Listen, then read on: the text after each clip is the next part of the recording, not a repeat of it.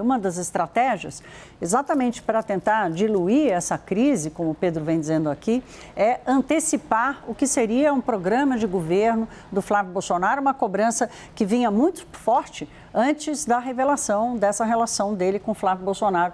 Daniel Rittner, nosso diretor editorial de Brasília, presença nobre aqui do OH, meu querido, bem-vindo.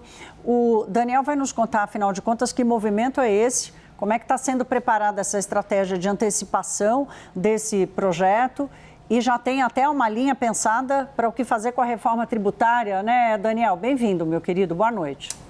Obrigado, Thaís. Boa noite a você, boa noite a todos. Sugiro a gente dividir aqui em duas partes o que a gente vai contar. Primeira parte, o porquê desse programa de governo. O programa estava inicialmente pensado para divulgação no fim de março. O que aconteceu? As coisas estavam indo tão bem naquela época para Flávio Bolsonaro, crescendo nas pesquisas, recebendo apoios, Lula e o governo caindo ali em armadilhas, errando, que o núcleo da pré-campanha de Flávio Bolsonaro decidiu simplesmente adiar a divulgação do plano de governo, porque afinal, falar em plano de governo também acaba falando de questões negativas. Por exemplo, vai ter nova reforma da Previdência, vai ter nova reforma trabalhista e isso acabaria atrapalhando esse crescimento, esse momento positivo do pré-candidato.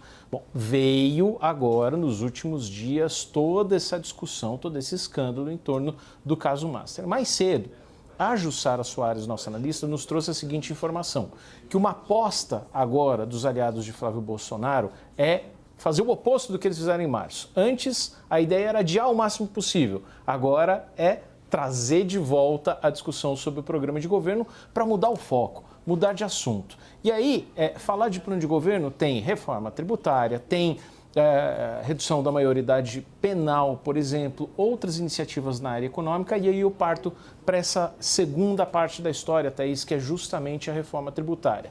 Essa eu consegui ter mais informações junto com a repórter Luciana Amaral do que está previsto no programa de governo de Flávio Bolsonaro.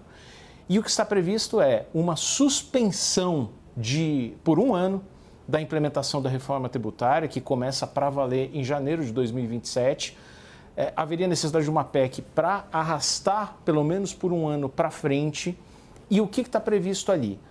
Acabar com as exceções, regimes diferenciados, descontos para mirar um IVA, uma alíquota padrão do novo imposto sobre valor agregado mais baixa. Hoje, partindo do pressuposto de que o resultado final será uma carga tributária neutra, quer dizer, você fez a reforma tributária, mas nem aumenta, nem reduz a carga tributária, o que está se prevendo nas contas do Ministério da Fazenda é um IVA de 28,5%.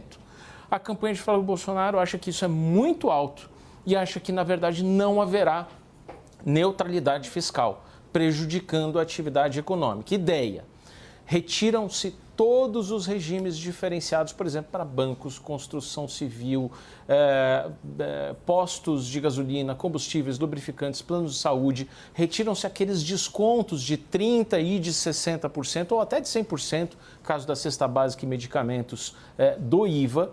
E você traz o IVA cheio, a alíquota padrão para baixo. Estimativa da campanha: se fizer tudo isso, dá para se pensar em um IVA de 19%.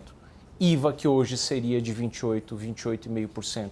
Se implantada a reforma tributária com esse desenho feito em 2023 pelo governo junto com o Congresso Nacional, seria de 19%. Essa é a promessa. Envolve queimar um capital político logo de cara, de largada, caso Flávio Bolsonaro, obviamente, seja eleito presidente da República, e um ano para negociar, reverter boa parte do que foi aprovado e promulgado no finalzinho de 2023, Thaís.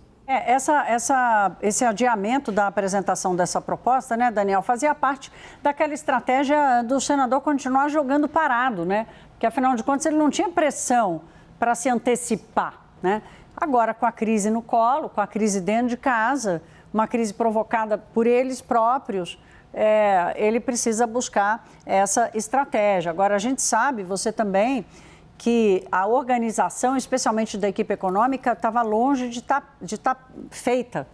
Então, tem vários desafios aí pela frente, se eles quiserem realmente colocar esse plano de pé, a gente conta com você para ir seguindo essa turma de perto. Obrigada, Daniel. Até já.